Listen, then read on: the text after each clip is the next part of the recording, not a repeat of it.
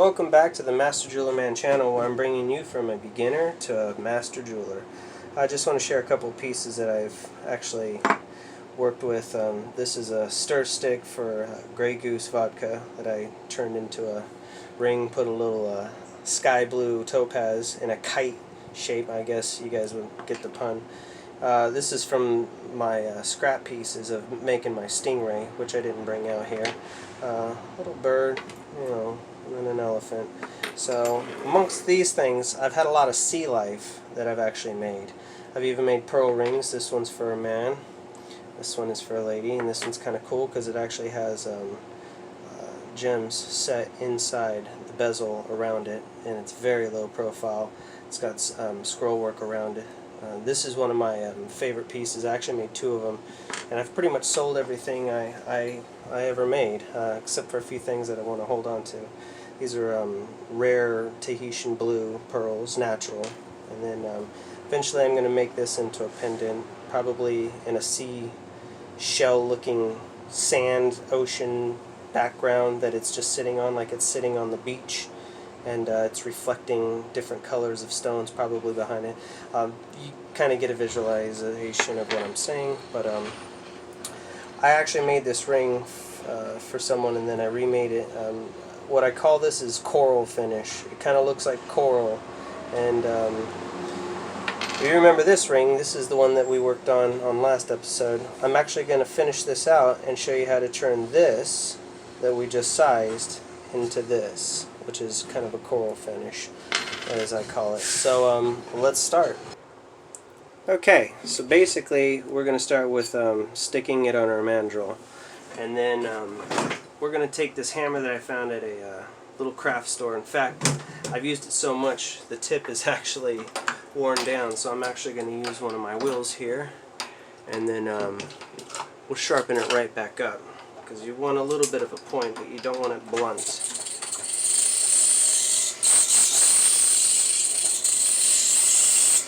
There we are. Only took a second. So now we got a little bit more of a sharper tip. That lip is gone. I'm actually going to take a little bit more off.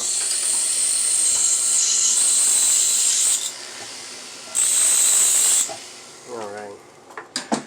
So basically, you're going to start with, the ring. If I can get it, because it came off the mandrel. Alright. So you already know that it's already on there nice and tight. So basically you're just going to start hammering completely random. You don't really care at this moment because you're going to be hammering for quite a long time. So I'm going to do a little bit of movie magic here.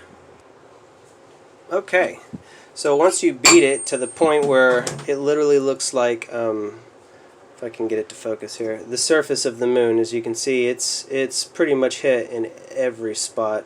I mean, you can tell it's hit. Now, it still doesn't quite have that texture like this, which is more of a coral texture, as you can see up close now. It's a lot more refined. There's a lot more lines and random patterns in this one, and this just kind of looks like, a blob at the moment. So we're going to transform it still into this. So this is where our carousel, best tool in the world, comes into play. Let me get these files out of the way. And then basically we're going to look for different sized ball burrs is exactly what this is. It's just called a ball burr. And there's going to be different sized ones you're going to use. You're going to use little tiny ones, you're going to use medium ones like this, and even a couple of big ones. And all we're basically going to do is the same process, just like the hammer. But this time, we're going to use our Dremel. And you want something like this, which is why I have this here, to kind of balance and hold yourself. And you're just going to go at a slow speed and just start digging little holes, just like this, with control, all the way around.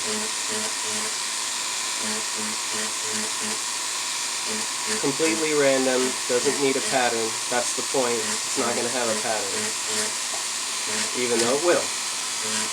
Ironically.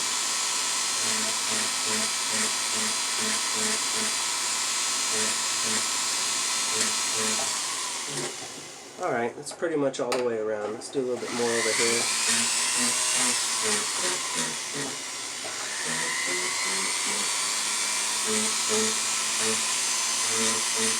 Now I'm not going full speed. I'm actually going fairly slow. You want some speed to cut and make it kind of quick, but you also want to be, you know, in control, so you don't want to go too fast. Now this is a lot smaller, probably about a third of the size of the one I just had. And then we're just going to do the same thing.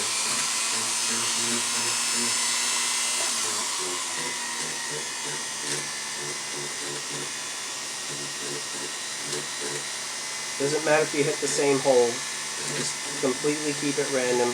Try to control your bit.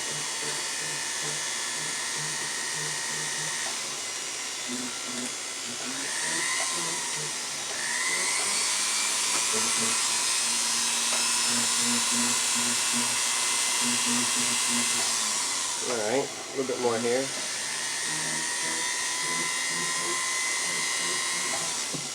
There we go. Now, that's kind of close, but we want a few different more pieces here, holes. So I'm actually going to look for, we'll just say, one of these cut sideways ones. What I'm going to do is just kind of dig down on a straight pattern, like so. Just very random.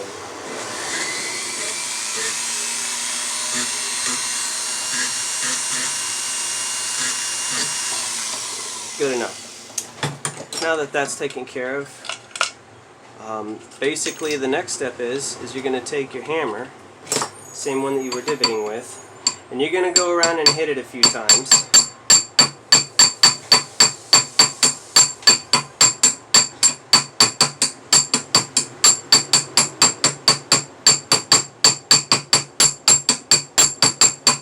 Like so. At this point, you're going to want to get out, flip this over, you're going to want to get out your brass hammer. I actually use this little mandrel, flatten out the edges.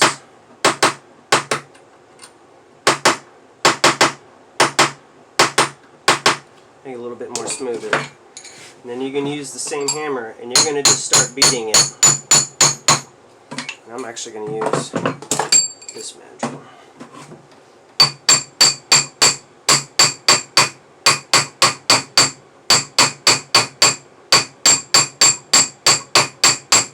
We're going to do some movie magic again.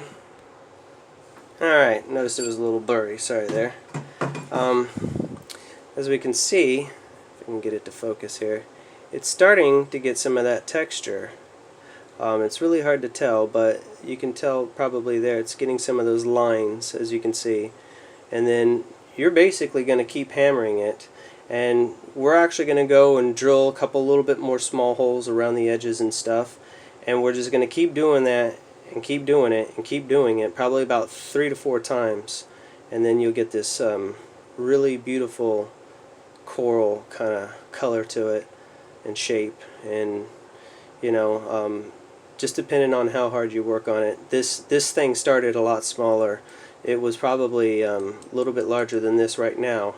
As you can see, as you're beating it, it's going to stretch it out, it's going to round out those edges, it's going to make it really nice. That's why you want to start with something that's kind of thick and square like this, you know, rectangles we'd say, to begin with.